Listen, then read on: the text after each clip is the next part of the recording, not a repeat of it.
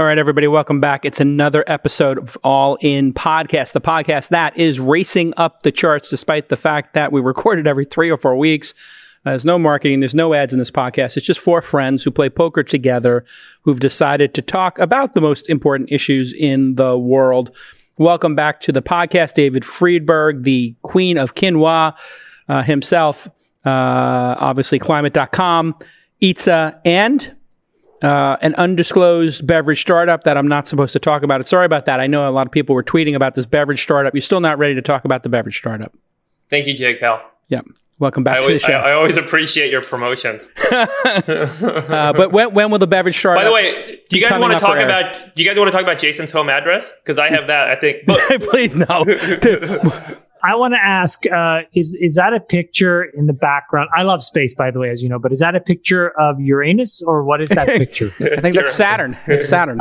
It's Saturn. It's Saturn. It's Saturn.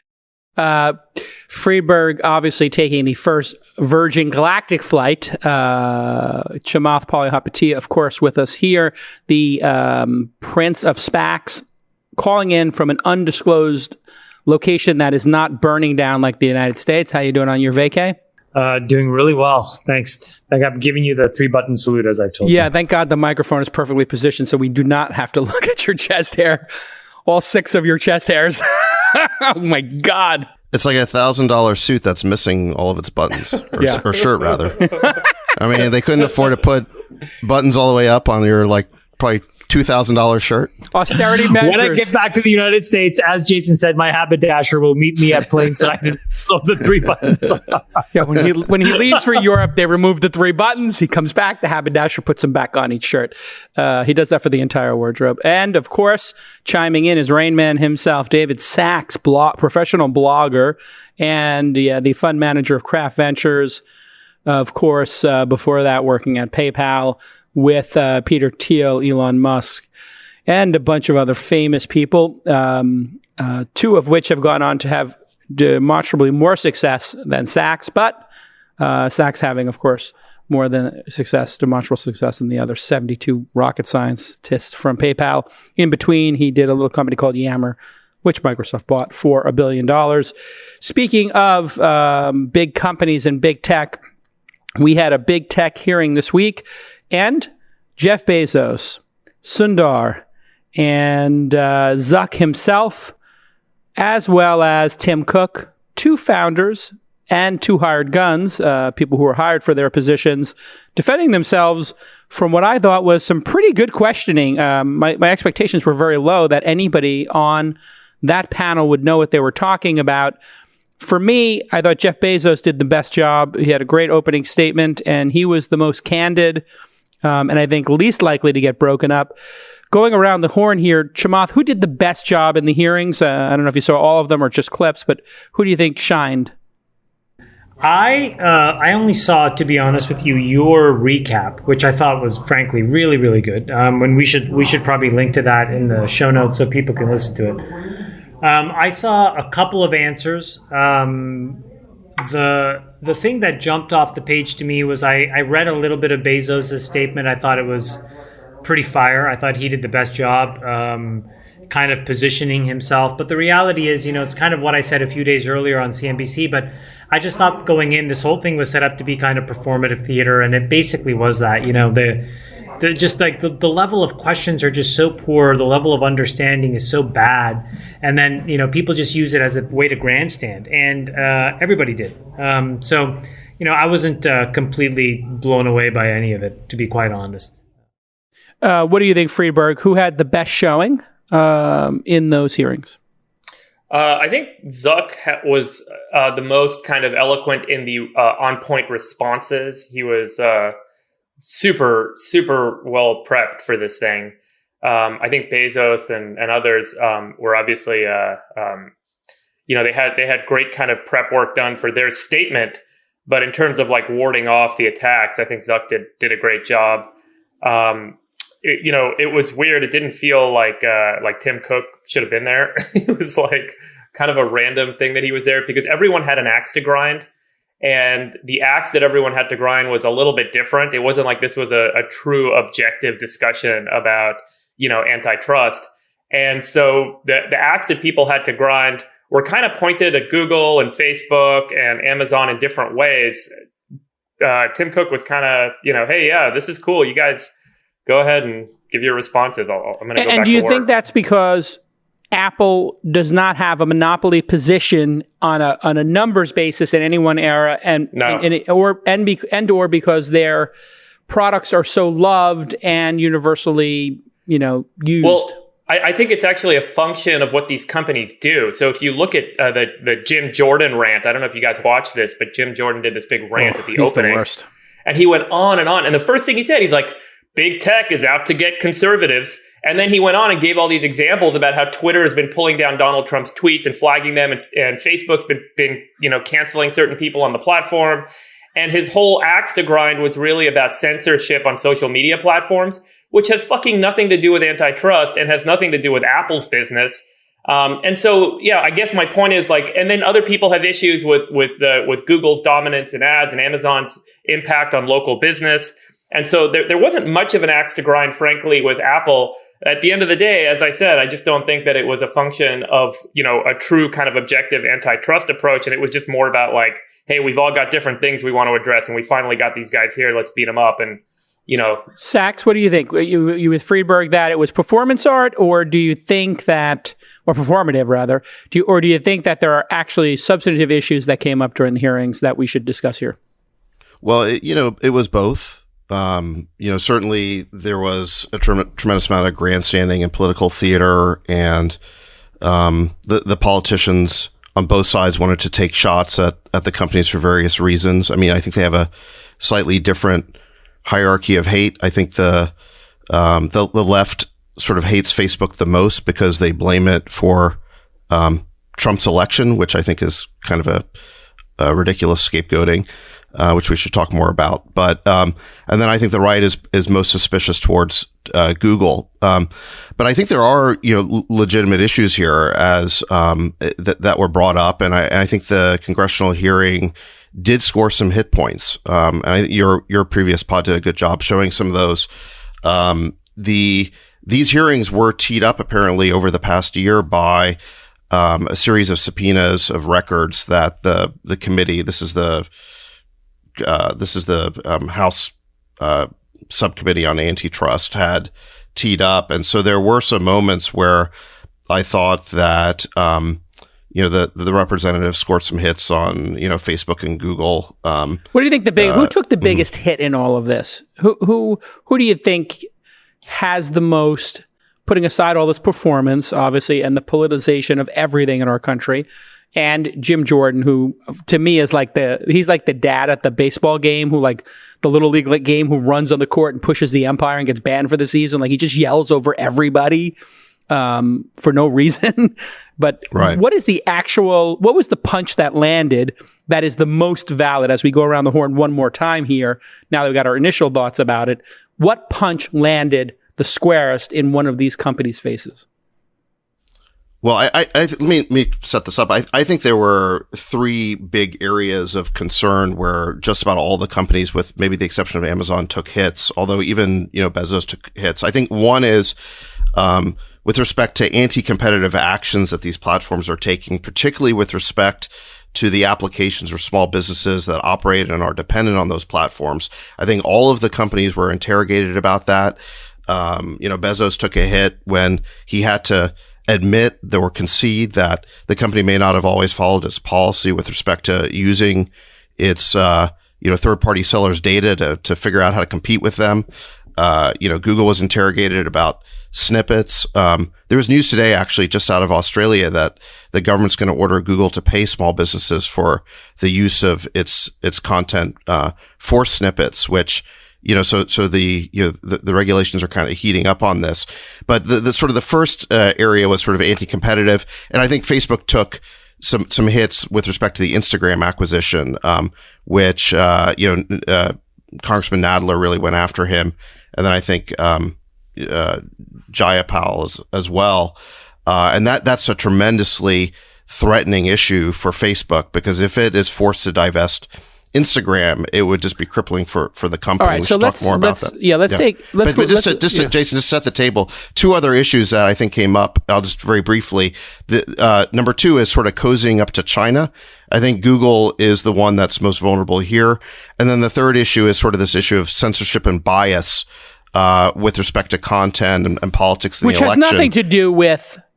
Which has nothing to do with antitrust, the censorship issue. So let's table that one. I think you're hitting the nail on the head. This was not about antitrust going in. I think people were, kind of confused. Even Jim Jordan, I don't think he has any clue what he's talking about. He doesn't know the difference between regulation and antitrust. He doesn't know the difference between the Sherman Act and Section 230.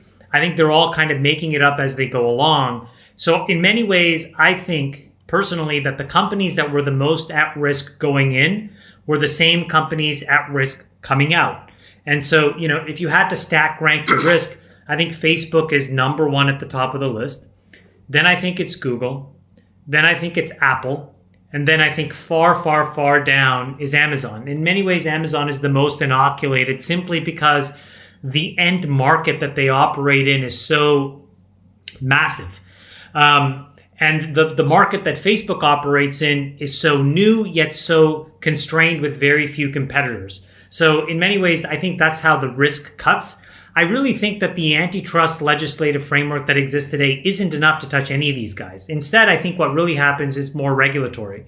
And if you really think about what these guys are very concerned about, it's more that Facebook largely, and then Google to a smaller degree, essentially can be kingmakers with respect to popular opinion and sentiment. And I think that they want to have regulations. And I think that there's a good historical precedent for a bunch of industries that have had to come under regulation when they effectively get to 100% distribution. Whether it's meat or airplanes or radio or television, agriculture writ large, automobiles and transportation, whenever a market basically serves 100% of the total addressable universe, governments step in and they don't necessarily legislate and trust bust. They fundamentally regulate and tax. And I think in many ways that's just as bad. And frankly, in some ways it's worse, because if you do that to a tech company, you're basically crippling the one thing that they're supposed to be very good at, which is to innovate. And that's the only thing that they can use to basically keep their stock price high, which is then the only thing that they can use to get people to continue to work for them. So that's the sort of circular loop that breaks if you regulate them. And I think that the risk coming in was the same as coming out. So Facebook, let's take them one at a time. Facebook, I thought, had the worst performance because it was pretty clear that Nadler was setting them up not only to not be able to buy a company in the future, but in that clip, he was sort of teeing them up that maybe the Instagram acquisition should be unwound and they should be forced to spin that off because they were saying over and over and over again that Zuckerberg put in emails with his management team that they were going to buy these companies or kill them or copy their feature sets.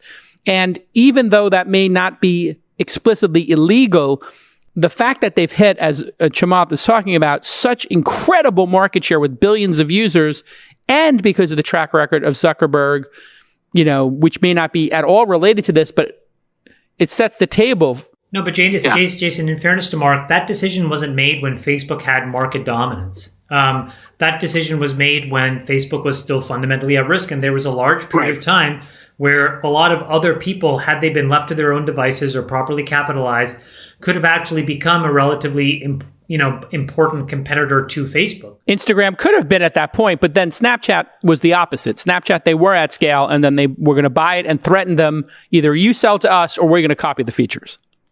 I think what a more logical and defensible reaction, I just think it's not defensible to say, oh, you know what, Facebook, I didn't like the acquisition you did 10 years ago, basically because it worked. Yes. And so I'm going to punish you 10 years later. That's crazy. That's stupid. Yeah. In the rearview mirror, no good. Yeah. A more reasonable place to be is to say, okay, this thing, meaning communications writ large, has become a critical piece of societal infrastructure, and we are trying to figure out now what the rules should be. And rules shouldn't be brittle. Rules should be evolutionary. They should map, to the moral decisions and ideas and frameworks of the time. And so, we have to figure out, for example, number one, interoperability. So how can you message across all these multiple networks?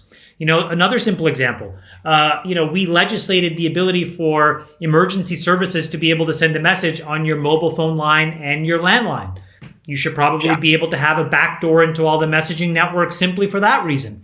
So the point is that, there are all kinds of things you can do today to make this infrastructure layer of society operate in a more predictable way on behalf of... What was your best... have you thought about a regulation? Then let's stick to Facebook and then we'll go to Amazon. Chamath, have you thought about a regulation that would make sense to Facebook? Whether it's divesting an asset or maybe a certain percentage of usage, or allowing Facebook Messenger to work with iMessenger to work with, Twitter DMs?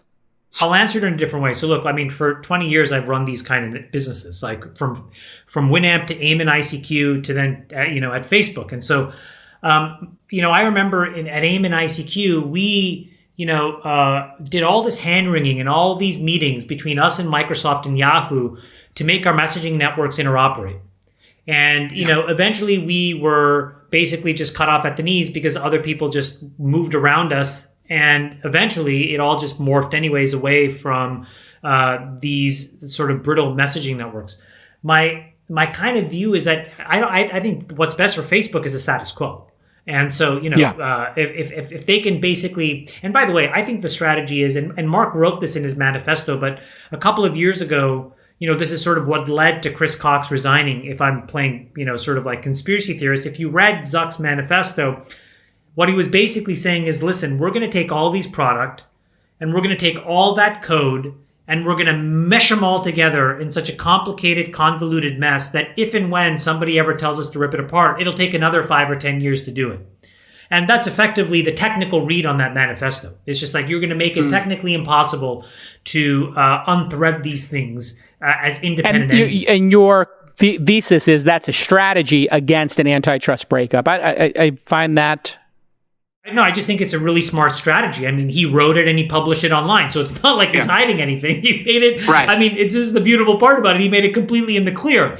Now, so that's the strategy, is to basically make it one monolithic code base so that if and when, I'm not sure if this is the intention, but frankly, if and when somebody knocked on the door and said, hey, you need to strip apart WhatsApp and Messenger and Instagram, you can say, well, look, it's one monolithic code base of, 50 million lines of code. It'll take me 10 years, but sure, I'll figure it out somehow. So, I think what's good for Facebook is a status quo. Now, that's different from what's good for politicians and then what's different for consumers. I think what's good for consumers is fundamental interoperability. Now, this is then what touches Android and Apple as well. Like the idea today that you cannot have a group text message that can only include iPhones, on the off chance one of your friends has an Android phone, you're basically fucked. Is kind of which crazy, happens every 6 months on our group. That Freeberg, what do you think in terms of Facebook and any potential action that could be taken, or any possible solution to them having such a dominant position? Because they are the only one of the four that has a dominant position. I would think about the, how these businesses are kind of built, right? There, in all these businesses, there's an infrastructure layer. The infrastructure layer, in the case of Google and Facebook, is reasonably similar. It's a bunch of data centers and hardware and software infrastructure to run all of their services on top. And then on top, there are consumer products. And then there are advertising products, and the customer base for the consumer product is obviously users, and the customer base for the advertising products is these advertisers that pay to access these consumers and give them ads and get clicks from them and sell them stuff. And so if you think about what do you pull out, it sounds like on the Google side there's concern both on the advertising and on the consumer products that are being offered, and the scale and the leverage that Google has and how they make those products kind of come to market. And with Facebook, it's really about this absolute kind of monopoly on social products and services, whereas Google's got this great monopoly on search products for consumers. So you could kind of take a layman's view and say, hey, like rip out WhatsApp and rip out Instagram, And, then Facebook is good. But the problem is in that infrastructure layer, they've created this social graph and this connection between, all the people that and they've got all the stuff sitting on the same servers. And Chamath points out all the same code base, and there's a lot of commonality there.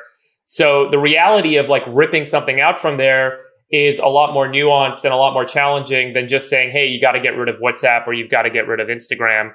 And it's more likely some sort of Chinese wall situation where you end up with a negotiated exit, continued ownership and control. But, almost like what happened with the banks in the 80s, you kind of got to separate one side of the business from the other. That could be one way that this goes because, it's really hard to kind of break apart given the way that these businesses are built. And what do you think about a solution, David, in which they conceded, hey, we're not going to buy any more of these competing social networks, which I think would be kind of hard for them to buy one right now. I think that's done. I mean, like you can even see that Google done, right? Fitbit. I mean, Fitbit is, what is it, a $1.2 or $3 billion acquisition? It's going to take almost 2 years to close. And Google's already making concessions, antitrust concessions to the EU for, this is a $1 trillion company trying to buy a $1 billion company. So I think large acquisition and M&A by the big four, it's impossible. Is that good for society, Chamath, or bad for society? Is it good for our business of investing in startups, or is it bad for us investing in startups? Well, I think it's good in one very important way, which is that it forces the capital markets to support these companies. And what I mean by that is, I've told you guys a couple times, but in the year 2000, there was 8,000 public companies. In the year 2020, July 2020, as we sit there, August 2020, there's about 4,000. So we've seen a shrinking of 50% of the number of public companies. So the idea that there isn't an M&A on-ramp anymore means that more capital and the capital markets will become more fluid, and we will support emerging growth companies in the public markets, is my suspicion. If only there was an easy way for these companies to get public. Go ahead, David, respond. Well, I think that, I think you're raising the right issue, which is the chilling effect on M&A that these hearings are going to have. Even if Facebook is never broken up or that deal is sort of retroactively challenged, the big four tech companies have to be looking at these hearings, and now they're going to be second guessing every acquisition they want to make, and it's going to have a chilling effect. And I think that's a disaster for Silicon Valley, because we know that most of the startups don't work. And there's really only, most of them go out of business, and there's only two good exits. One is an IPO, the other is M&A. And if you take the M&A exit off the table because it's no longer sort of feasible from a regulatory standpoint, not all those companies are going to IPO. Yeah, but David, what you're saying doesn't make logical sense, because if those companies are shit anyway, they should be going out of business. And who cares about an acqui-hire or some mini modest hire that gets you 2 times your money? There's a lot of acquisitions where the acquirer is picking them up because they provide an important component or technology or product, but that startup would not have been a great standalone public company. Would Yammer be worth more today, and would you be worth more money? Would your investors be worth more money if Yammer had SPAC'd? Yes or no, David? The answer is absolutely yes. Okay, so David, your argument makes no sense. I think you're playing to lose. It's not that it doesn't make sense. I think David does bring up something that's important in the following way, which is there's a lot of companies, Jason, that get to a certain amount of scale, and then they basically start running out of oxygen, whether it's because they've overbuilt or they've overhired or they've overspent or there's a natural audience for the product. Yeah, maybe, but I think a lot of it is just sort of more overbuilding and just kind of distracted capital allocation. But then, you need somebody to come in. And this is the problem with Silicon Valley. And I think what David speaks to is the following. If big tech M&A is off the table, the single biggest thing that'll change is valuations by late stage privates. Because if you know that you can't get a 2x mark to market from the last post, guess what will happen to your post money? It'll go way down. Right? Because that was always the understood assumption. All these guys, these late stage money can come in and say, well, sure, I'll put, a $2.5 billion post, a $3 billion post. Because in their mind, what they've been taught is that immediately sets the mark to get acquired as 2x. And in many ways, Facebook started it, because Facebook came to buy Instagram literally weeks after that growth stage round at 500 million. That's why they paid $1.1 billion. They doubled the valuation. But hold on a second, wouldn't it be healthier, though, for the entire ecosystem if we weren't building those late-stage companies to be flipped to a major company, maybe merging them with medium-sized companies that are slightly stronger, and then taking them public, to your point, Chamath? The point is, if you don't have a fucked up cap table, you can do all of those things. It's the fucked up cap tables. So this solves that. Who needs this late-stage capital coming in and doing these fakaka crazy rounds? Why not take the companies public earlier? Well, because look, you don't always know what's going to happen. I mean, this is the reason why Instagram sold. It's the reason Yammer sold, is you don't know exactly what's going to happen. You don't know what the outcome's going to be. And in a lot of those cases that you're saying would become IPOs, if they weren't acquired, well, a lot of them just, aren't going to work. It's crazy to be taking those exits off the table when both the startup and, the acquirer, the big tech company, want to do the transaction. And one of the reasons why I think these, there are a lot of these M&A type outcomes is because big companies have realized they're not very good at R&D, at sort of new product development. And so what they've done is they've outsourced a lot of their R&D budgets to M&A. And so they let the startups run the experiments, in any category. In any new area, you end up having a dozen of these startups get funded. We make fun of it because they're all, there's so many competitors in every little space, but those startups are the laboratory where all these experiments are taking place. And then, the big company comes in at the end and sees which experiment did well and they acquire it. Freeberg, what do you think? I think the advantage of being a platform business is you can plug something in and immediately gain a lot of scale from it. So, Instagram and YouTube are perfect examples. They were, reasonably fast growing, had millions of users. But once they were plugged into the engine of the bigger platform, they were worth 100 times as much over a few years because of all the usage and the infrastructure and the distribution, et cetera, that was provided. But it looked insane at the time to pay $1 billion and $1.6 billion for those two businesses. Each of them are easily worth 100 billion plus today, probably some multiple of that. And so I think it's Sachs's point is right. Is like I'd rather look, I worked in M&A at Google for a couple of years early in my career. I left Google in 2006, and a lot of the infrastructure that makes Google's revenue engine was acquired. We bought a company called Applied Semantics for $100 million or $100 something million at the time. Which ultimately became AdSense, and Applied Semantics could scan a web page and basically determine what keywords that web page represented, and then match ads from AdWords onto that web page. That acquisition was $100 million. I mean, I don't track anymore how much, but tens of billions of dollars of revenue are generated by that, by that AdSense system today. You're bringing up something really important, which is at the time, Google was not a $1 trillion company. So the point is that Google had access to enough capital market scale where, nobody's going to get in the way of a $5, $10, $20 billion company trying to buy a $100 million business like that. I just don't think you're going to see, any regulatory body take that seriously. Wait, so didn't we just paint the perfect picture, Chamath? There'll be a trickle down. Wait, isn't that the perfect picture? No. In fact, I think what it means is the $20 billion company now probabilistically can actually win. So, for example, like look at this Intuit Credit Karma transaction, right?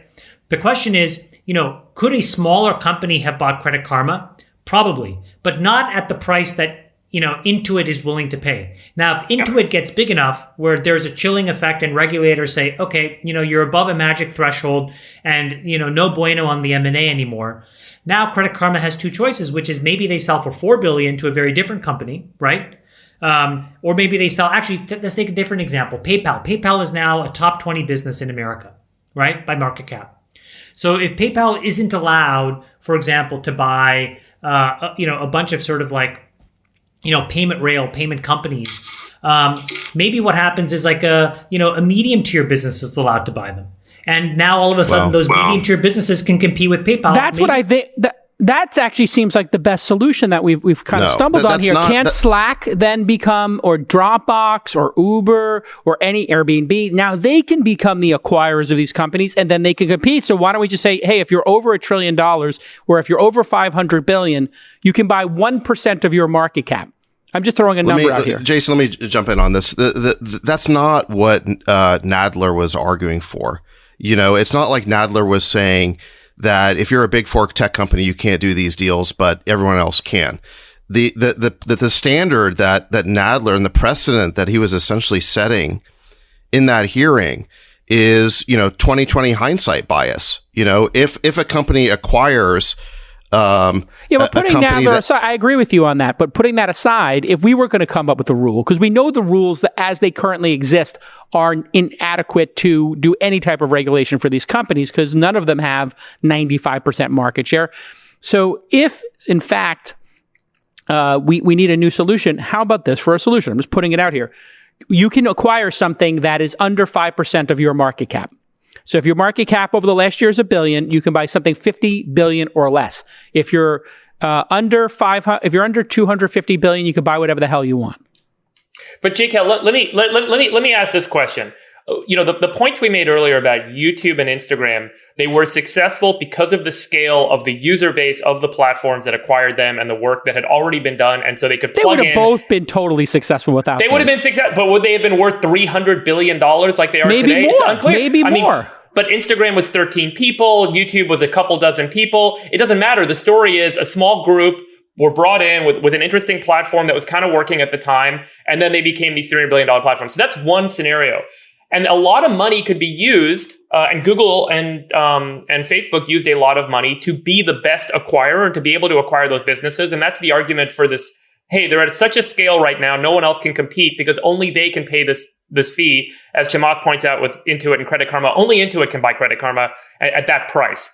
Now, the alternative way to think about this is what if there is vertical expansion? So instead of leveraging their existing platform and their existing dominance, what if Google, in this case, is trying to get into the cloud business, right? And they're competing viciously with Amazon and Microsoft and others in this enterprise cloud business marketplace that is continuously evolving, changing every year. There's a different kind of lead and a different company that's suddenly growing faster than the others.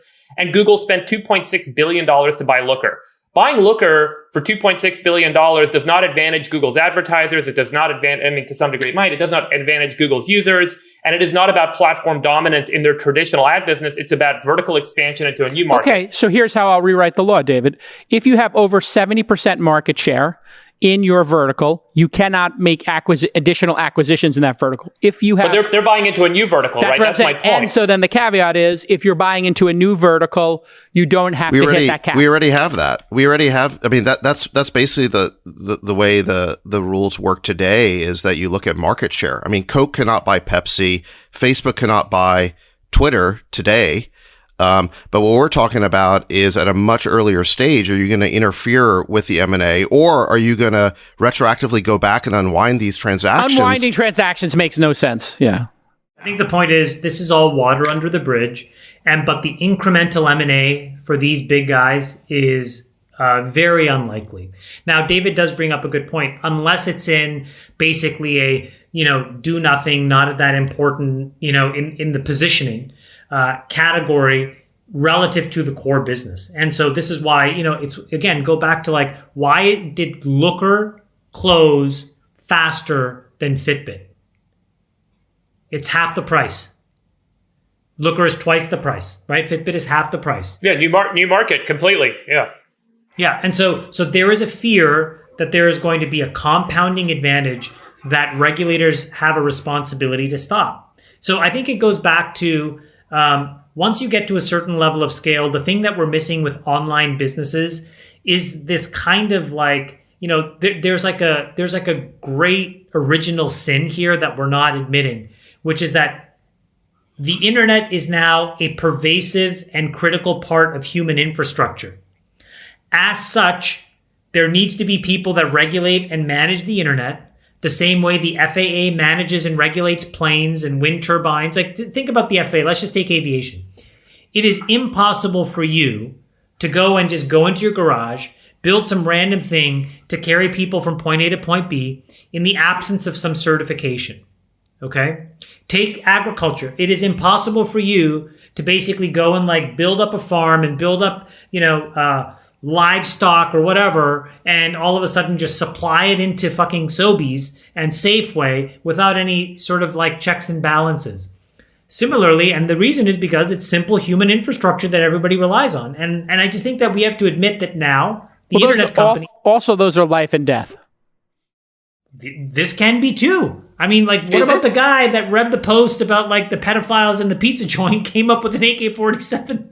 Yeah, I mean, it's quite an edge case compared to flying on a plane. This stuff is life and death at some level, but even more than life and death, it's the anointing of power that then determines life and death. That's, I think, the key is that it's power. Yeah. Chamath, do you think that there should be an internet regulatory body that decides how businesses operate and how content is censored and managed on the internet? Is that what you're kind of suggesting? Yeah, so let me be very specific. So I think that there are very specific kinds of businesses and business models that should be overseen.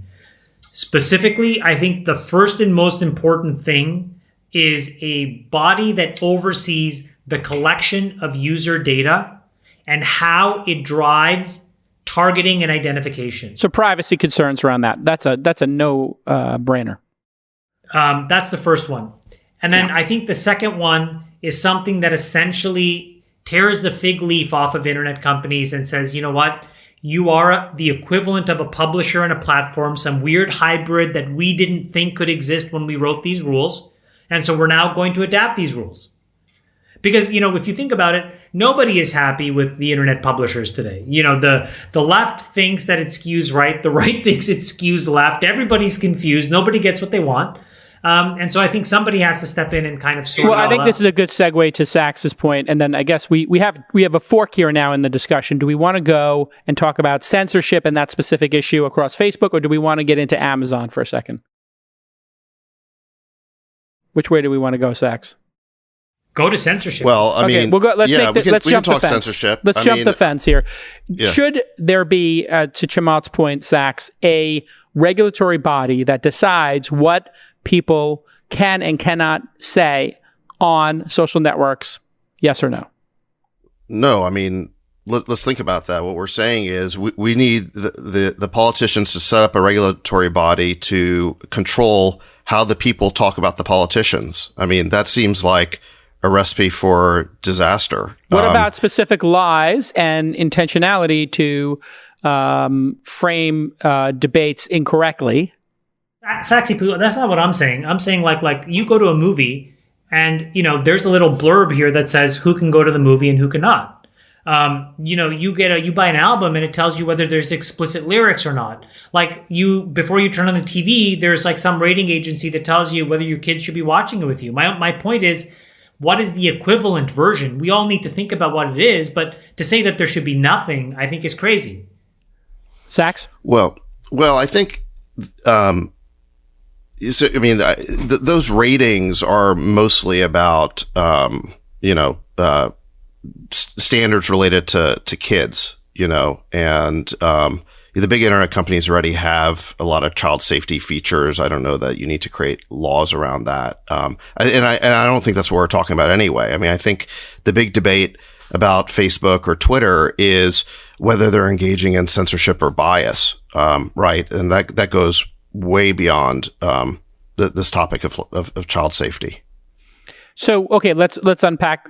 I don't think that they're censoring. All I'm saying is I think you need to label and you need to more clearly designate what this content is so that people can choose. Like, for example, on Twitter, you know, I follow a bunch of people on the right. I follow a bunch of people on the left. I follow one or two QAnon accounts only because, like, I just want to see it all. And then I want to judge. And I feel like if I can see everything, I can sort of like lay it all on a table and figure out where the rough center is and kind of move to that, you know? So you feel you're intelligent and mature enough to do that, Chamath, but the rest of the world isn't? No, not really. But I try to do it because I think it's important for me. Would you rather the platforms or some regulators come up with what you could see on those platforms, Chamath? Again, not what I can see, but there has to be a simple way. For example, you know, you could have something, and again, all of this does is it breaks business models, which then it breaks monetization and it breaks the market cap of these companies. But for example, let's just say you had a new kind of job, which was, you know, you hired 500,000 people, and these were a combination of lawyers, journalists, you know, academics, all kinds of random people, artists, everybody. Okay. Normal folks, blue collar folks, and you paid them full time to basically read stuff and kind of like, wisdom of the crowd style, tell us where this sat in a spectrum. Okay, this is on the left, this is on the right, this is kind of centered, this seems laughable, this seems unbelievable, this seems relatively credible.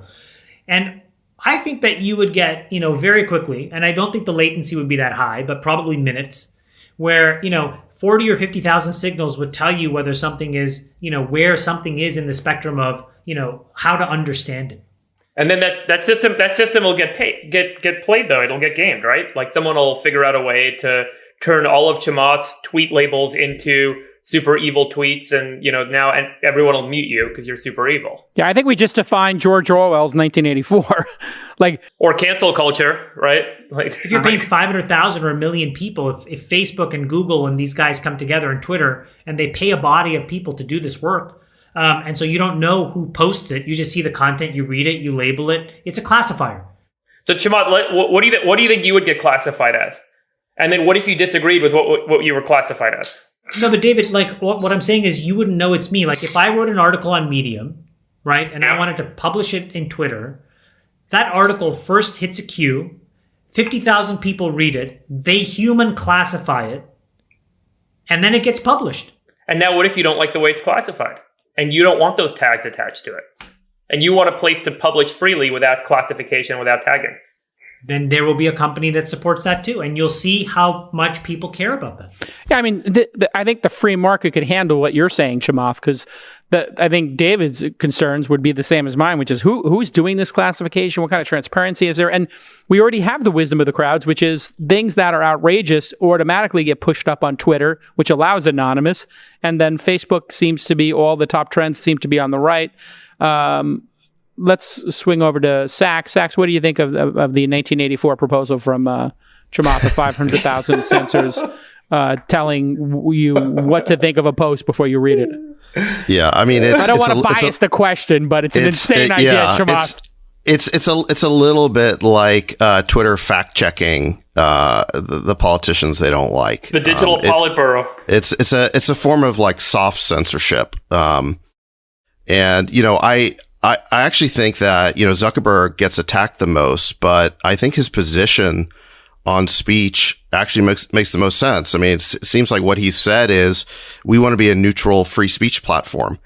And, whereas I think, Twitter and, Snapchat for that matter are much more likely to engage in either, censorship or fact checking. Which is paradoxical because Twitter's initial position, David, was it was the free speech platform. No, I totally agree with David. I think Zuck's position is the most defensible, but it also is the most untenable because it's the least technologically filtered and socially palatable. But it is the most defensible and philosophically, in my opinion, the only position you can have. But it's not going to be what wins. Right. Well, it's the reason why Zuckerberg is hated is because if you're going to defend the principle of free speech, you always end up defending speech that society hates. Like the ACLU and Skokie. Exactly. And so, Zuckerberg, I think, has done the best job sticking to his guns. I mean, the reason why Twitter is sort of, loved on the left is precisely because they gave in to the mob and they've started, taking down accounts that the mob doesn't like or fact checking them. Right. Whereas I think, Zuckerberg's refusal to do that. And by the way, I don't think he's been like perfect in this regard, but he's been much better about standing up for the principle of free speech. That's what's made him, anathema to the left. I think that and the fact that Facebook still gets blamed for Freeberg. I have two specific follow-ups to what David just said for you, which is one, how much of this has to do with anonymity being allowed on Twitter versus not being allowed on Facebook? And second, how much of it has to do with the fact that we have algorithms that trend topics? If we didn't have those algorithms trending them, perhaps this wouldn't be an issue because if you wrote something that was inflammatory, it wouldn't, and false, let's say in that situation, both characteristics, it wouldn't go to the top of the list, which is what everybody's kind of upset about, is that something that's false goes to the top of your feed. To comment on those two issues. Well, I think your second point's an important one, which is like social media helps to enhance the stimulation of the amygdala in the human brain. You see something that makes you angry or something that makes you elated, you were more likely to engage with it. If you see something that is kind of a rational discussion about something that doesn't incite emotion in you, you're less likely to engage in it. And so whatever the engagement model is, it ends up, creating a lot more virality and chatter, and it kind of gets brought to the surface. And there's a lot that's been written and said about this that I don't think we're kind of uniquely in a position to say anything more on. And that's obviously what a lot of people are kind of concerned about, is the inflammatory and polarizing nature of the content that is getting highlighted on these platforms and is getting greater distribution on these platforms. And then I think to your prior point, I'm not sure it's about anonymity as much as it is about any form of censorship that ultimately can be viewed as bias. So Jim Jordan's points were actually, as much as the guy rants and goes on and sounds like a guy running on the soccer field to punch the coach, it's really interesting to hear the point of view that, as a conservative, I believe that a lot of what Donald Trump is saying or what some conservative voices are saying is reasonable and that voice should be heard. And to hear over and over about Twitter pulling these things down, and then seeing a whole bunch of stuff like anarchists taking over Seattle and taking over Portland, and they don't get their stuff taken down, them claiming that they can hold down the streets of Portland and Seattle because that's, the way that it should be, doesn't incite any sort of censorship, but Donald Trump saying he's going to end it incites censorship. And so I think it's not as much about anonymity as much as it is about, having censorship tied to a voice and censorship tied to a labeled or tagged point of view or labeled or tagged individual or voice on the platform. So without anonymity, I think the problem goes away for Twitter. I think Twitter is working on a project, and I've been saying this for a decade, that they should let everybody pay $50 a year, $5 a month, or $30 a year, $10 a month, whatever it is, to go through a verification process to make sure it's their name on the account, which, by the way, Nextdoor is doing at scale. Not only do they know it's you, they know it's you're the person who lives at that address because you got a postcard there. I think, and in Korea, South Korea, you're required to put your social security number in to open a social account. That would solve the entire problem. Now, that may seem, and then it would drive other users who want anonymity to anonymous platforms. And that's where Twitter, it's trying to have its cake and eating it too, and they're falling on their face. They have one level, which is troll accounts because they can do whatever the hell they want, playing on the same playing field with people who can. And this is just a disaster for them. Jim Jordan may be an idiot and just a loudmouth, but I think I agree with you. If the situation was reversed and we were talking about Obama being censored for some reason and right-wing people or left-wing people being silenced or deprecated on the platform, soft banned, people would be up in arms. But that was a different form. He should be doing that in a censorship, and they should have a censorship committee talking about that. What do you think, Chamath, about these two issues? Anonymity on these platforms and the velocity in which things that outrage people, because you yourself, Chamath, went from, hold on, but I want to cue this up for you, Chamath. You yourself went from being a perennial guest on a lot of these programs. And then now, since you've been a little bit more vocal about how you feel about social issues, when you said break everything up, who cares on CNBC? And then when you said, who cares, let them fail, they don't get their summer Hamptons house, you gained 150,000 followers. And now you've learned that if you're more, I don't want to say the word outrageous, but if you're more vocal about social issues, you're going to gain a lot of attention. Do you think you should have been labeled as somebody who is hysterical by your 500,000 people or being outrageous?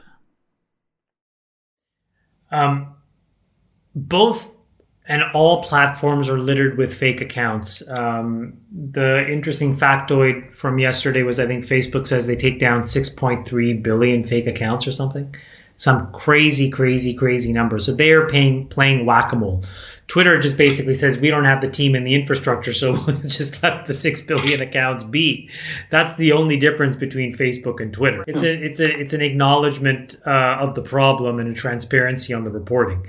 So, look, my point of view on this is that I think that irrespective of what I believe about free speech, I think it's becoming harder and harder for me, just as a layman reading, to figure out what's true and not true. I think that the line is getting very gray. And I think that sources that used to have complete integrity, that were, just beyond reproach in terms of their integrity, it's not clear anymore because the business model of the internet is driven towards clicks. So I think what's actually happening is that we are dismantling information and news and journalism. The first place where I think that goes is places like Substack, which is going to rebuild it bottoms up, where people will vote with their subscription dollars what to believe and what not to believe. And then on top of that, people will overlay aggregation tools so that you can actually have multi-subscriptions and create sort of like next generation magazines and content subscriptions or whatever. I think that's where the world is going in terms of information and content. Jason, my honest belief is that I don't think I've ever said anything that particularly crazy. I just think that I'm reasonably intelligent and I'm precise in what I say, and it cuts through a lot of the bullshit because most people have nothing to say. So, when I make a fucking investment, I write a one-pager and I post it, and I'm willing to be held accountable. When I don't understand about climate change, I just post about it, even though I want to invest $2 billion of my own money in it. And so I think being authentic and just being straightforward is sort of like what is valuable at some level on the internet. I think that governments are going to regulate these companies. Let's just be clear. Yeah, and you whatever I think about censorship, it just doesn't matter what I think, because governments are of a belief that these platforms craft and shape public opinion and sentiment, which drive the aggregation and coalescing of power, which fundamentally disrupts the business model of the politician. Let's go swing over to Sachs here. Sachs, any comments on that censorship issue or the once very respected sources of news maybe being less respected now? I think the New York Times came to mind when Chamath was sort of outlining that phenomenon, and then we'll move on to Amazon.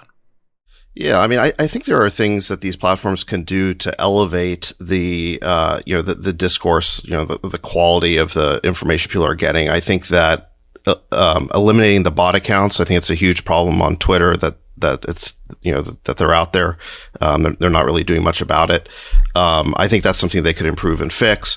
Requiring people to be who they purport to be, I think, and this is tied to the bot issue of, not allowing these sort of sock puppet accounts. But the thing about those steps that they could take is they're speech neutral, right? The rules would apply to everybody, to Freeberg's point. And so I think they should look at doing more of those things. But, what I'm concerned about is that, so much of the debate, so much of the pressure that's being brought on Facebook is to actually moderate and control the type of speech that occurs on its platform. And I think the reason why Zuckerberg is attacked more than, say, Jack Dorsey is because he's been more resistant to doing that. I think it's actually because you have a bunch of what seems like real names. But again, I think that there's a fake account issue on Facebook that's just as bad as Twitter. It's just the difference is, the fake accounts on Facebook have proper first and last names, whereas Twitter, you have all kinds of alphanumeric garbage as an account name. So here's a different proposal. Why, maybe what we need is the decision that we allow complete unfettered free speech.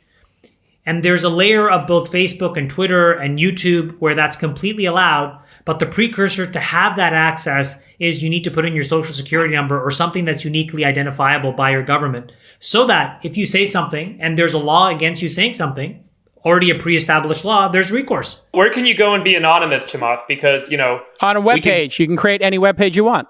No, what I was going to say is then I think what it creates is a decision by a user to coalesce on completely different platforms if what you want is complete anonymity for a very different reason. And I think that that's very reasonable too. My point is the solution to this, David, is diversity, not to have one thing and two companies try to create some Swiss Army knife Frankenstein product that solves this. It's just not possible. And I think we're both saying the same thing, which is like you have completely different behaviors trying to go in through the same channel. It's not possible. I like the idea of these platforms doing more to eliminate bot accounts and anonymity, because those are neutral rules of the game, and they do improve the quality of the debate that occurs on those platforms.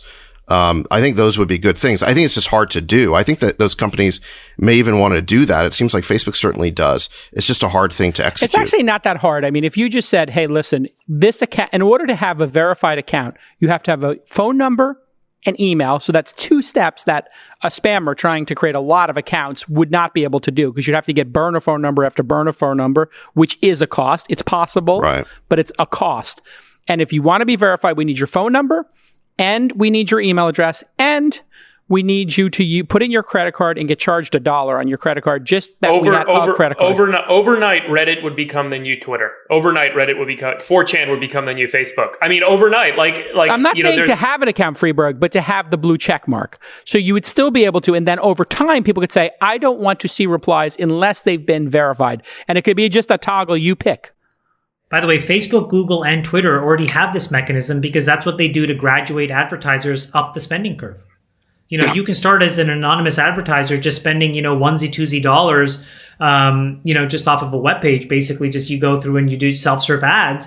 And the more you spend or the more targeting capability you want, you graduate, you self-identify, you give more information, you get more capability back, you get more trust in the system. So it does exist for the customers of these big tech companies. And this is the other big thing. What it shows you is that it's actually solved the problem for the customers. It just doesn't solve it for the, feudalist feedstock, which are the users. Because they won't pay. And so if you said, hey, listen, there's an on-ramp to verify. The users are not the customers. The users they could be, though. Customers. Twitter's coming out with a paid version. So they're obviously on the halfway there. They're going to come up with a paid version of Twitter. Jack said it on his quarterly earnings call. I'm going to sell my Twitter stock. Well, I mean, it's not one or the other, Freeberg, though. You don't have to pick one or the other. You could still be anonymous, but you have the opportunity, because right now they're not accepting new verified users. And unless you're a muckety-muck, you don't get to even go down that route. So shouldn't everybody have the ability to go down that route? I personally would like Twitter more if it verified identity. I mean, I don't think there should be a speech tax. I don't know why they have to charge $1, but taking charging $1 means we have your credit card. It's just another hurdle. That's why I put it at $1. Yeah. You can do like a $1 auth without actually charging anyone's card. Yes, you could do that. For example, like if you actually force people to verify by putting in their social security number, like there's a couple guys I follow. I'll just name them. Scott Adams, who wrote the Dilbert comics.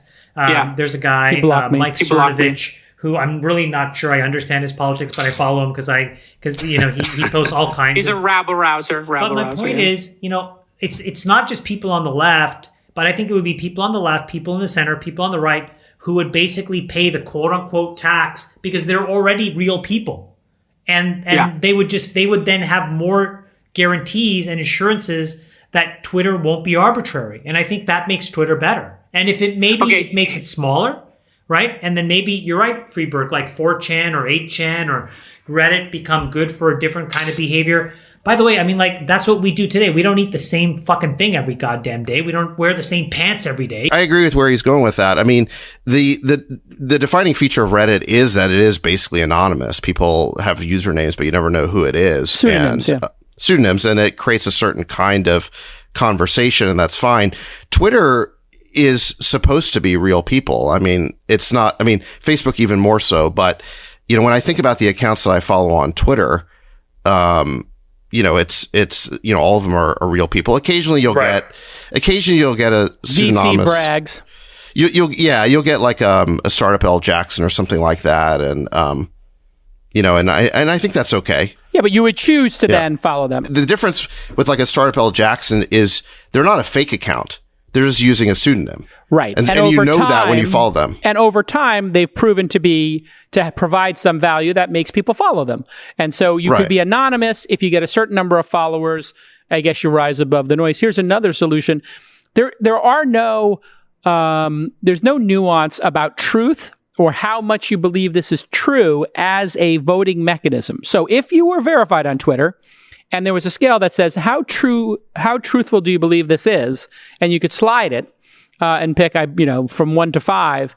You could actually have another signal there. What do you think about some sort of a signal to Chamath's point about community value saying, I buy this, I don't? 97% of people wouldn't use it, and the 3% that do would completely bias the result. Okay, Chamath, what do you think would happen? I agree with Freeberg. I don't think I don't think it's a really good idea. My only comment was just offering the other thing, by the way, I know it sounds crazy, I was just offering it as like the way that this negotiated solution will end up. And it's kind of sort of what these internet companies are being forced to do, which are these weird, pseudo action bodies that like review things and like, so it's all just a slippery slope to that outcome. But by the way, you were speaking about Startup All Jackson. There was another guy, Super Mugatu. And, he turned out to be this, really good, young, up-and-coming investor, Dan McMurtry. And he was he used a pseudonym for a long time, built up a huge audience, and then flipped himself and basically came out and said, here, my name is Dan McMurtry, and I run a fund. And, it was wonderful. Yeah, I think it's a very good marketing strategy. It's a growth strategy now. Be Startup L Jackson, then you wind up becoming a venture partner. When are you going to announce that you're the guy behind VC Brags? I'm not ready to do that yet. I'm not ready either. I'm not. People thought it was me. I was like, I'm getting tortured. Wait till you hear that I'm the guy behind Zero Hedge. That'll really freak you out. Right. Well, Zero Hedge is instructive. Didn't he get banned, or did she get banned for posting about stuff in coronavirus that eventually turned out to be acceptable and true? Now imagine if he had verified his account, he had his social security number, he had all that stuff in there. Just verified, that's it. Just information that says Zero Hedge is real. It's a real person. Yeah. And, the rule is when you're that level of verified, you can publish whatever you want. Yeah. So you can say false statements as a real person. So Donald Trump is a real person. He's a verified account, and he's saying things that Twitter is then determining are false or inflammatory. I would rather, them not try to do it. And I'd rather have pundits that you can believe in. So like the other problem is like, look, when you have public figures, you have punditry around public figures. But the problem isn't what that person says. It's you can't believe the punditry because half of them are fake. So at some point you have to break the cycle and somebody has to be real. Well, and this is the problem with the Trump issue in a pandemic is two edge cases put together. And now we're figuring out what the actual cost of it is. Trump said masks are bullshit. You don't need to wear a mask, blah, blah, blah. I choose not to wear a mask. I'm not going to give people the satisfaction of seeing me in a mask. Turns out masks are correct. We should have put that, or should we have put in front of Trump's non-mask comments, hey, this is against what the guidelines are. Or the fact is the WHO said, the World Health Organization said you shouldn't wear masks. Then it turns out now we have a bunch of conservatives dying who didn't wear masks. No, I don't think you should have put anything there. And let all the conservatives who believe him die. It's not about letting conservatives die. I think that's a crazy way of positioning it. Like, he's allowed to have his opinion. And really, like, if anything, I think social media has shown that the way that we used to venerate, like veneration is sort of like, it's been disrupted by social media. Like the idea that you venerate somebody because like they won an election in a moment is so crazy because they are basically like you. And in many cases, maybe dumber than you. With respect to, all these ideas surrounding the idea that we need to regulate these platforms, I think we should just remember that the way stuff gets into your feed is that you make the decision to follow it. These feeds are self-curated. I mean, there is this issue about, the algorithm does sort of emphasize or sort of increase the volume. And, we want to make sure those algorithms, are done in a neutral way. They're not biased somehow. But, the content that appears in people's feed is content they've chosen to see. With the exception of trending topics on both platforms. Well, like I said, though, as long as those algorithms are unbiased and work in a speech neutral way, I think they're fine. But the reason why Facebook has been boycotted, is that they refuse to censor some of Donald Trump's tweets, but you don't see those posts rather unless you've chosen to follow them. I think it's crazy that they want to ban him. Problem is it's a chain of fake accounts and real accounts, right? Let's be honest, it's a combination of both that exist on both Facebook and Twitter to amplify content in ways that none of us really understand. And I would be very skeptical that anybody there really understands every single piece of content, why it gets weighted the way it does. And, I bet you that there's probably a way to tell whether an account is fake. I mean, obviously they have system integrity tools to figure this out. There's no way you could have eliminated 6 billion accounts if that wasn't true. But then, you choose not to suppress the weighting of those, or maybe you do suppress the weighting of them entirely.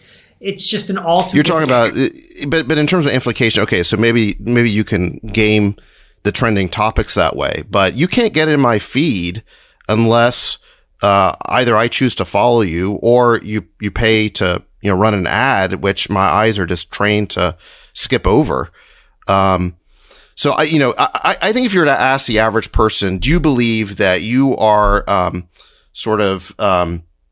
influenced by deceptive content on Twitter and Facebook, or you're sort of unduly influenced? They would say no. None of us believe that we are. But then if you ask, but if you said, do you interact in groups and forums with a bunch of people that you don't know? The answer would be 100% be yes. But what I'm saying is that the average person doesn't believe that they're unduly influenced. But if you ask them, or do you think other people are, they would say yes. David, of course, it's like, when you're having a fucking Slurpee, it's like, do you think that this is unduly going to hurt you? No. It's 1,200 calories of liquid sugar.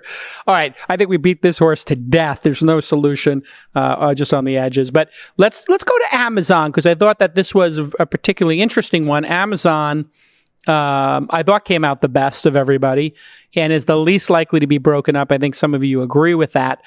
What were your impressions on Amazon's performance and Amazon in terms of being broken up? Let's start with you, Friedberg, and then we'll go back to Chamath.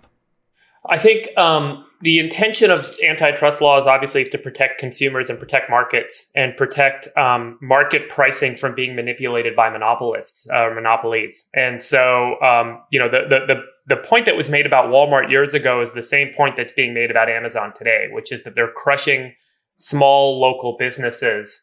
And as a result, there is a lot of damage being done, and they are quote unquote too powerful. But the reality is that the pricing effect of what they're doing is what needs to ultimately be scrutinized, and I think is what will ultimately drive whether or not these guys have either some massive penalty or get forced to break up. And so you ask yourself the question, look, if I'm going to buy, call it a mattress, or let's use something like a pillow.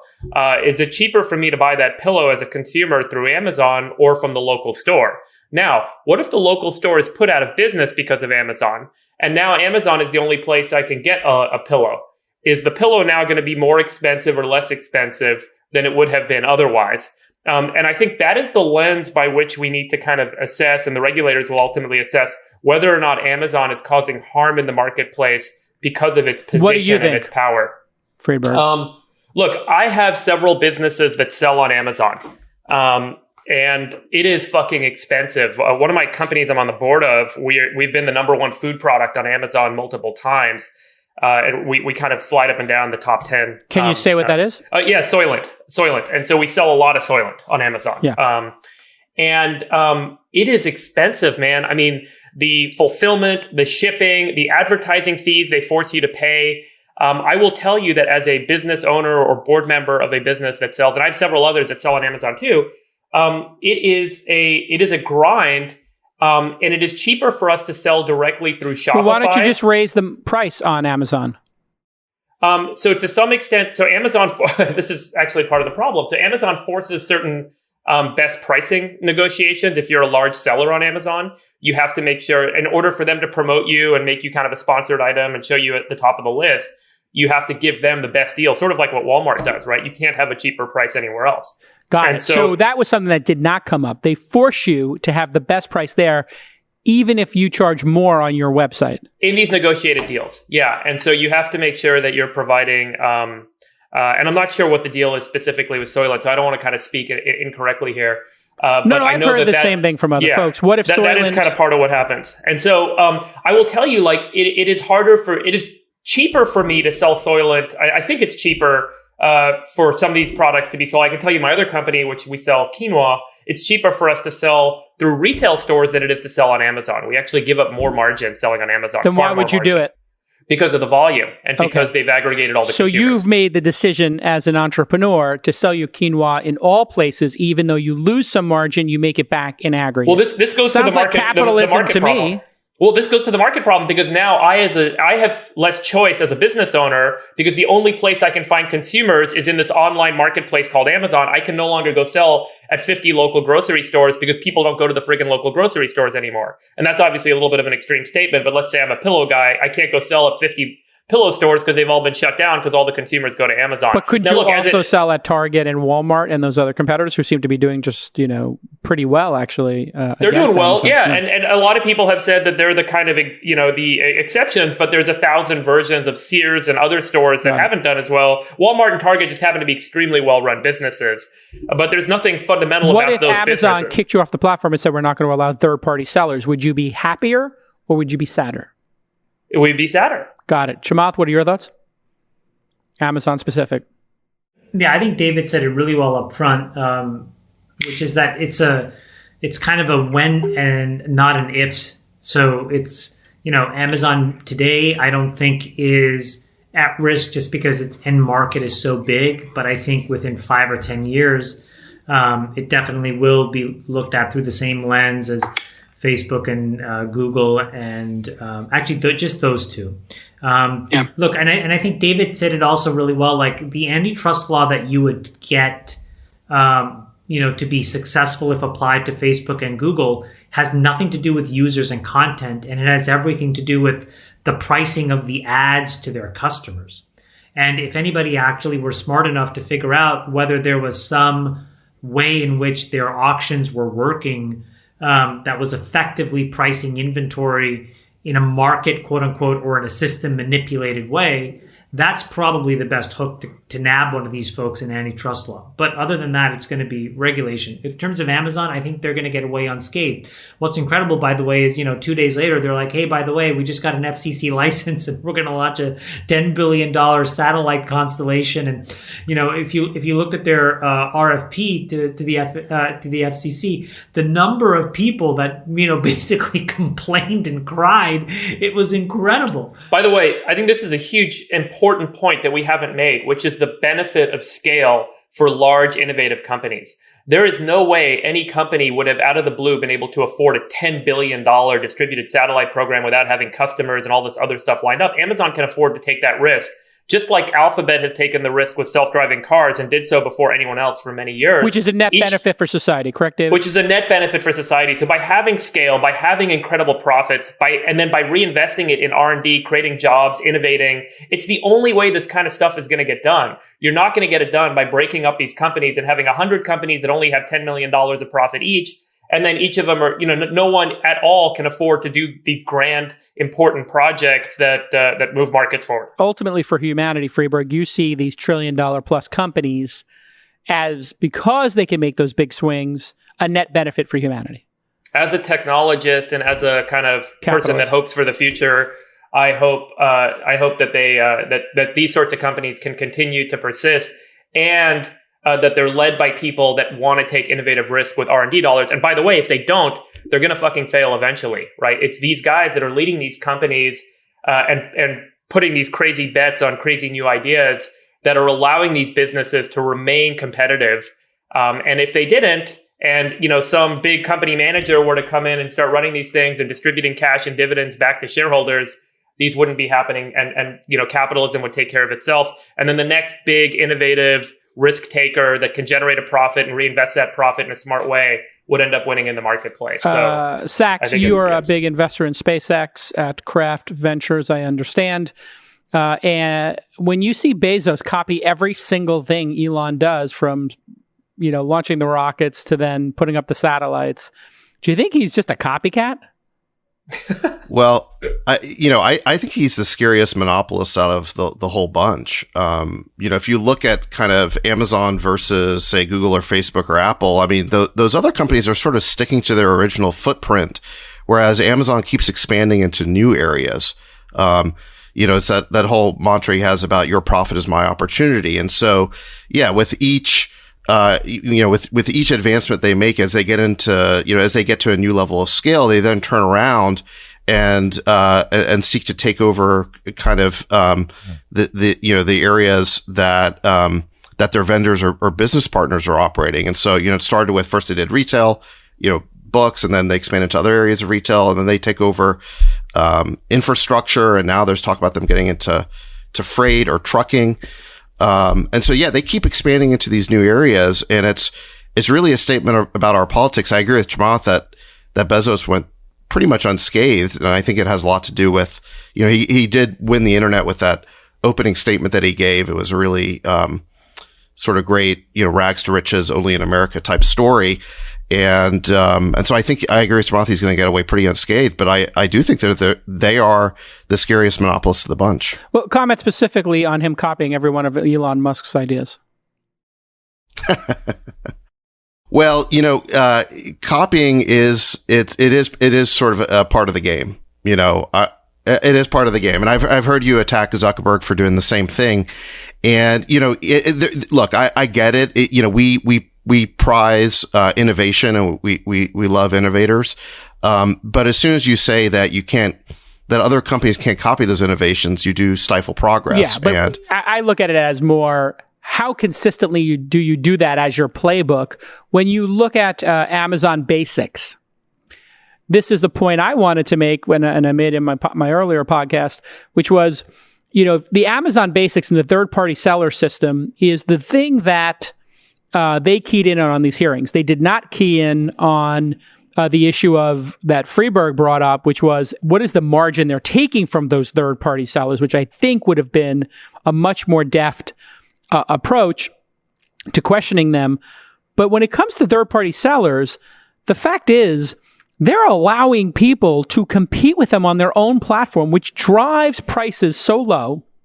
And when they make a better USB-C cable, that doesn't take a genius to make a better cable. So do you think Amazon Basics should be allowed and is great for humanity? Or do you think that using of the data, because they have the sales data on it, is in some way abhorrent and a problem given the way antitrust laws are currently framed for Sachs? Well, okay, so I think this is an area where, so the area you're talking about is the way that these platforms treat the applications or small businesses that operate on their platforms. And I do think this is a good area for Congress to keep scrutinizing.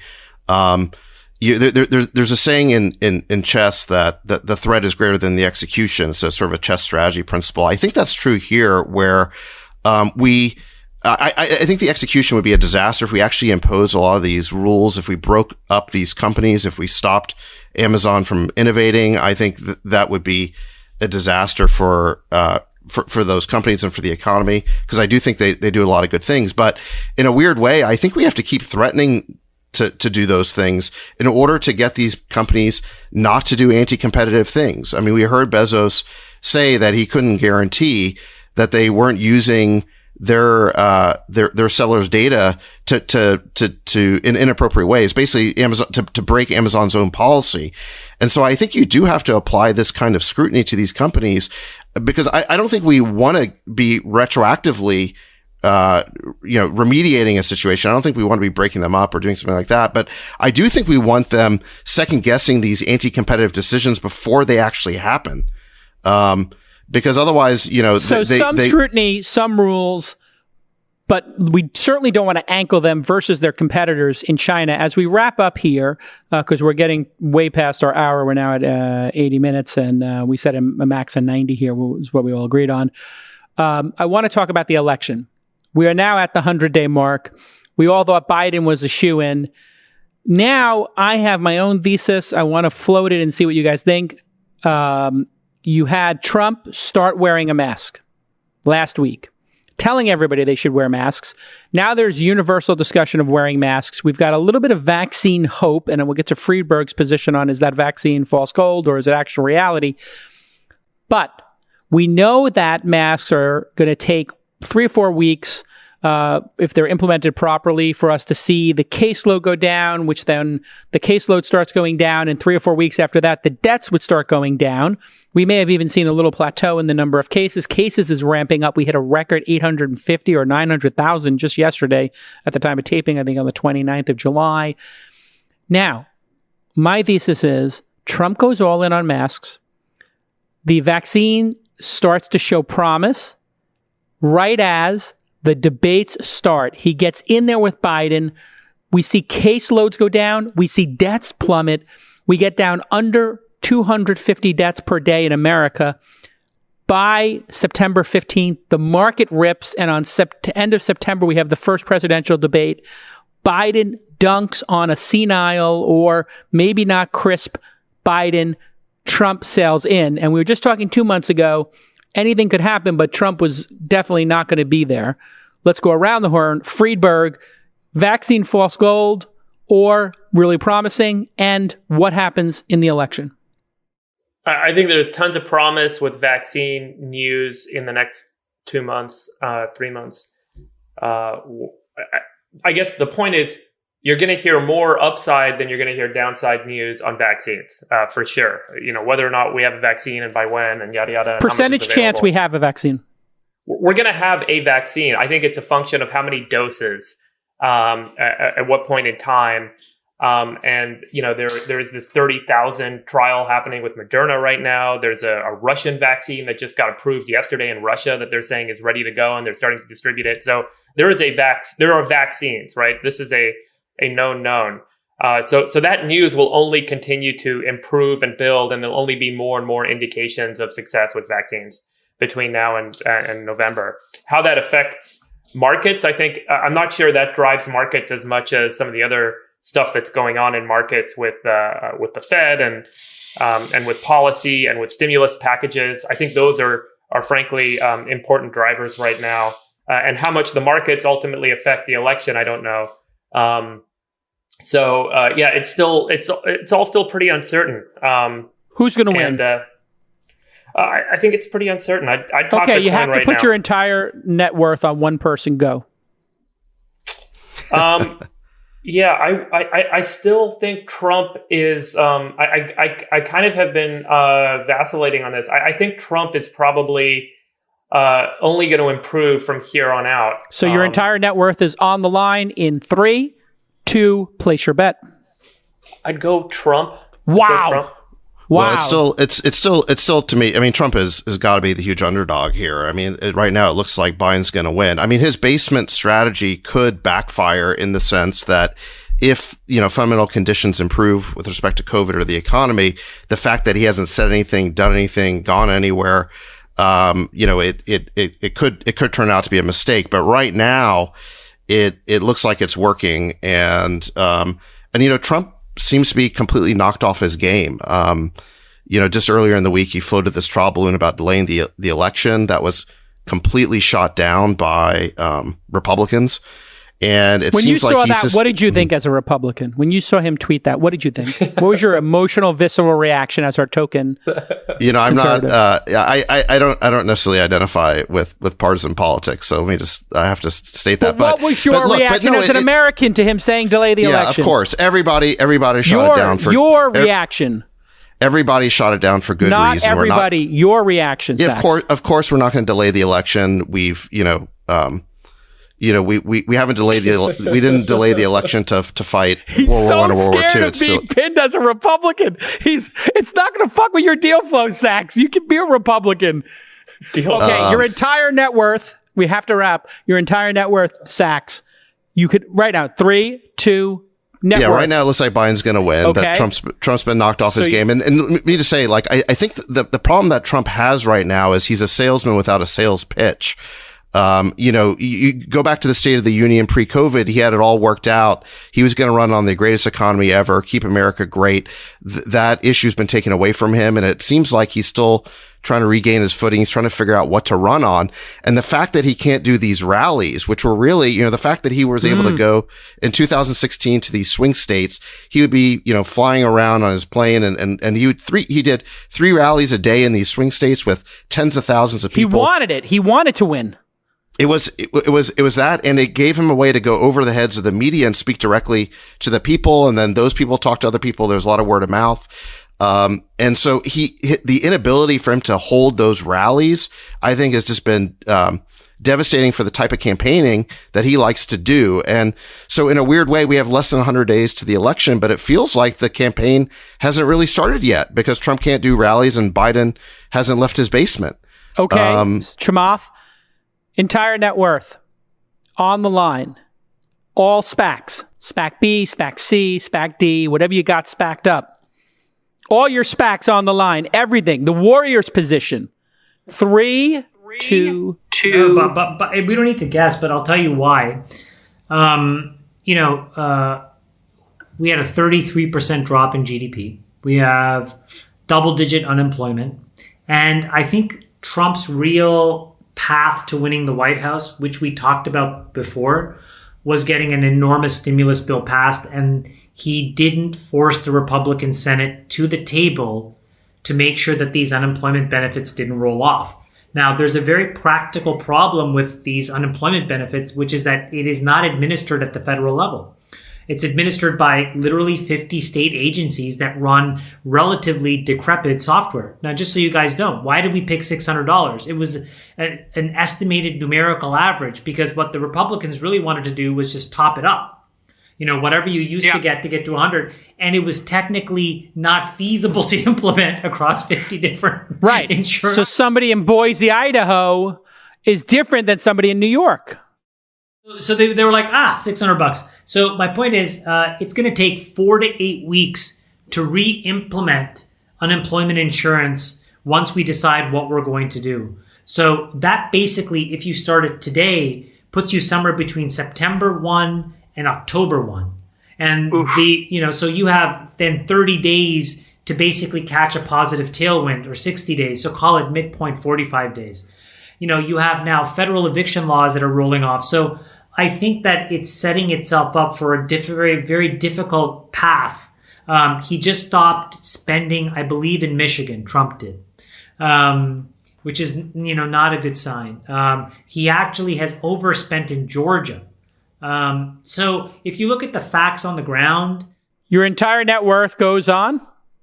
No, Biden, it's a languishing campaign. As of today, David is right. He's a salesman without a pitch. And unfortunately, the path isn't clear. The path should have been paved with money. It's such a no-brainer. Here, let me give you one last poll. He printed all that money too. And why would you stop printing the money? If you gave everybody $1,200 and 6 weeks of unemployment, why not just do it for another 6 weeks and give everybody another $1,200?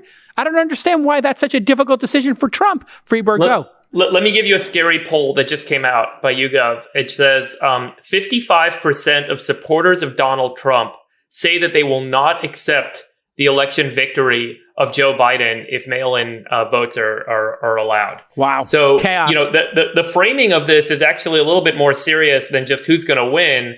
There is a further polarization, constitutional crisis question, rioting, whatever, disregard for the election entirely kind of moment coming up here, because Trump and others have kind of framed this as such a non-election election because it's all fake and it's all fake news and this is all part of the conspiracy. So there is something scary brewing, I think, and that's what I'm kind of most interested in tracking. Is really, where does this all go? Percentage chance that we get to a constitutional crisis and Trump says, I'm not leaving the White House on a percentage basis, Freeberg. I don't think he'll say, I'm not leaving the White House. I think he's going to be fucking happy to go back to wherever he's going to go. Okay. But I think I think there's going to be other ramifications that are worth us figuring out and thinking about, because that's the scary stuff that's coming next.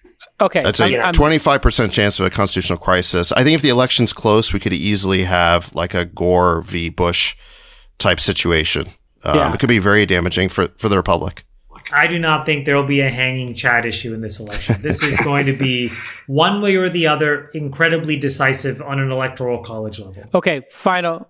It's not set up for it to be that close. Okay. Well, I don't think the election is, right now it's not trying to be close at all. It's trying to be a blowout. And so I think we'll avoid the crisis because it's not close and it looks like Biden's going to run away with it. But if it does get super close, I could imagine there being a crisis based on people not accepting if the margin of error is within the margin of these mail-in ballots and you have, 30-40% of the population saying they're not going to accept it. I'm not saying we'll have like a legal crisis, but I think you could have a legitimacy crisis. It could be very bad for the republic. Not as bad as Trump's presidency, clearly. So final question. If Trump believes he's not going to win, and he's essentially given up right now, which it feels like he's kind of given up, do you think, who would win if Trump says Nikki Haley and Pence can run? I've done such an amazing job. I've been the best president in the history of the union, but I want to get back to my life, and I think Pence, Nikki Haley should go for it. What happens and who wins? Sachs. Too late for that? It's too late for that. You can't put Pence and Nikki Haley on the ballot. Why not? Of course you can. If he says, I'm feeling under it. If he bows out, the Republicans would have to pick a successor. It's not a new third party. The Republicans would be allowed to pick a successor. If he said, I'm not doing it for health reasons, whatever the reason he comes up with, who wins? Nikki Haley? No? Too silly? This is silly. I think he might drop out. I'm putting it out there. I think it's a 5% chance he doesn't want to be demolished. And he says, you know what? I'll take the deal. You agree to not prosecute me getting out of here. I'll take it. And I changed my bet to Joe Biden. I've changed my bet. After this, after you risk your whole net worth, you change to Joe Biden? Well, he's clearly the favorite right now. And the question is whether there's still time for there to be a change. I mean, honestly, I think we should stop betting on what the outcome is. I think it's stupid. I think what we should really be worried about is what are we doing, like letting tens of millions of Americans roll off of unemployment insurance with like the Republican Senate went on vacation. It's ridiculous. I mean, they should all be fired. It's the craziest thing. We have the biggest crisis in our lifetime. If you roll up the last three crises, 9/11, dot-com bust, and the Great Recession, those three pale in comparison to the magnitude of this one. And these motherfuckers are going on vacation. I agree with you. It's outrageous. I don't think partisan politics are that interesting, but I think they will eventually pass a bill. I think the issue on the unemployment is not that the Republicans don't support an extension of unemployment, but the magnitude of the unemployment now exceeds what workers would get if they went back to work. And so I think they're concerned about creating a disincentive for workers going back to work. So why not split the difference? Why not make it $300? Honestly, it is such fake fucking news. It's like it has been shown that people then end up spending that money. Like, I don't know if you guys saw, but like there are industries that are posting, it's not just Facebook, Amazon, and Google, posting meat and beats like you wouldn't believe. In boating, in housing, people are spending this money. It drives GDP. So whether you put 600 or 200 or 1,200 into people's pockets, they have a proclivity to spend it. They should have gotten something done. Trump, as well as all the Republicans who are up for re-election, I think would just cave on this issue. And I think it will get done. The Republicans who are opposing it are the ones who aren't up for re-election and are concerned about debt. That's the concern that all of a sudden people have. What does debt matter if we go into a depression, David? Why not the incremental 6 weeks of unemployment, put it at $300, but get something done, David. Why are you not getting something done, David?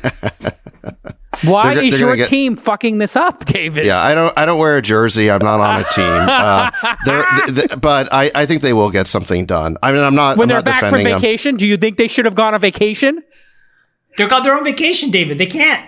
They got to come back to work. These guys went duck hunting instead of taking care of the 15 million. Your team went duck hunting in Washington, D.C. because they're obviously, there's enough Republicans who want to get something done. I mean, why not blame the Democrats for being too intransigent?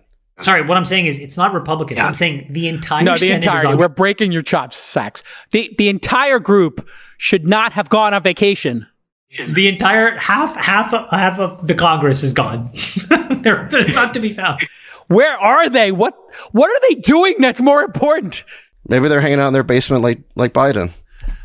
I love you guys. All right, everybody stay safe. On behalf of the dictator himself, Bestie C, the SPAC Meister himself, stay safe, Chamath. On behalf of the Queen of Quinoa, the Friedberger himself, stay safe, David Friedberg, in whichever one of your three houses you're in right now. And and to Rain Man, He's definitely don't burn baby. He's definitely a great driver in the driveway. Yeah. Definitely still. Yeah. He's definitely investing. I gotta watch Wapner. And of course, you have the fish sticks. on. And of course, he's still investing from Kraft. Certainly Kraft Fund's still investing. We'll see you all next time on the 6th most popular podcast out of the gate. Let's see. Maybe if you tell your friends about this podcast, we'll go to number 1 on the technology list. Love you, boys. Stay safe. Can't wait to play poker. Bye. Great job, everybody.